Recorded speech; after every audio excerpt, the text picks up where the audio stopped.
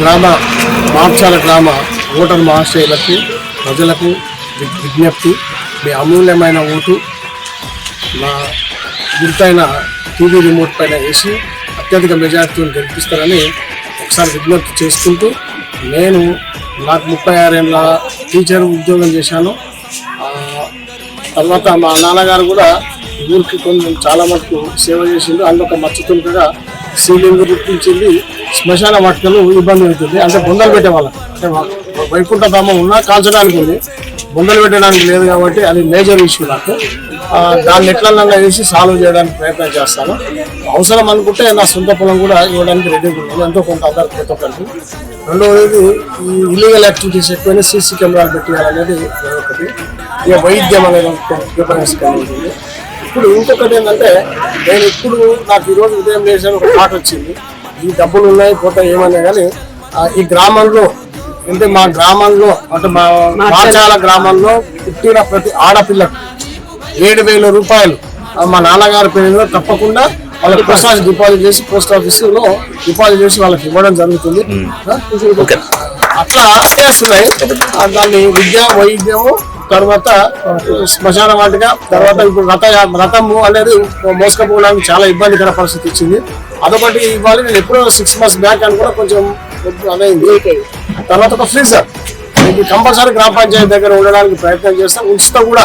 కాబట్టి ఇంకొకటి, ఈ స్పెషల్లీ కాటన్మిల్ ఏరియా మీరు ఇప్పుడు అబ్జర్వ్ చేస్తే ఈ గ్రామంలో అంటే మా గ్రామంలో అంటే మా మార్చాల గ్రామంలో పుట్టిన ప్రతి ఆడపిల్లకు 7,000 రూపాయలు మా నాన్నగారి పేరులో తప్పకుండా వాళ్ళకి పోస్ట్ డిపాజిట్ చేసి పోస్ట్ ఆఫీసులో డిపాజిట్ చేసి వాళ్ళకి ఇవ్వడం జరుగుతుంది.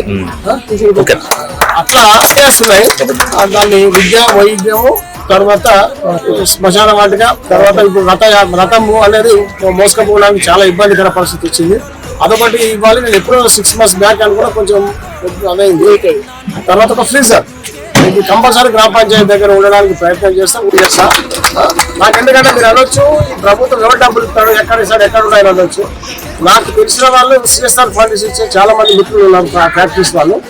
వాళ్ళతో నేను గవర్నమెంట్ ఇవ్వకుండా ఏదో రకంగా తీసుకొచ్చి ఈ కార్యక్రమాలన్నీ చేయడానికి సిద్ధంగా ఉన్నాను. ఇంకొకటి ఏంటంటే, మా ఊర్లో చాలా ప్రభుత్వ భవనాలు ఉన్నాయి, వాటి పాడుపడిపోయింది. దాన్ని మందలించే దిక్కు లేదు. నేనే 89లో మా నాన్నగారి పేరు మీద ప్లేస్ ఇచ్చి మహిళా మండలి బిల్డింగ్ చేసి చాలా మందికి కుటుంబ మిషన్ నేర్పడానికి ప్రయత్నం చేసి, ఇప్పుడు ఆ మిషన్ ఎక్కకపోయారు, ఏది లేదు, మెయింటెనెన్స్ లేదు. అటువంటివి చాలా ఉన్నాయి. వాటన్నిటిని పునరుద్ధరించి మార్చాల గ్రామంలో యువత ఈ మధ్యకాలంలో కొంచెం రాంగ్ ట్రాక్ వెళ్ళిపోయి తప్పుడుతో పడి డ్రగ్స్కి అడిక్ట్ అవుతారు. మోటివేషన్ క్లాసెస్ ఇప్పించడం కానీ పిల్లలను చేయడం జరుగుతుంది. అది ప్రయత్నం అయితే చేస్తాను. ఇది మళ్ళొక్కసారి మార్చాల గ్రామ ప్రజల విజ్ఞప్తి, పెద్దలు ఆశీర్వదించాలి. పిల్లలను నేను నమస్కారం చేసుకుంటూ చెప్తున్నాను.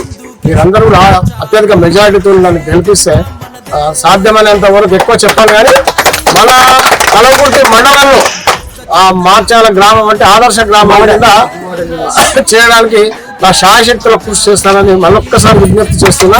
కాబట్టి తప్పకుండా ఓటర్ మహాశయులారా నాకు అత్యధిక మెజారిటీతో గెలిపిస్తానని ఆశిస్తూ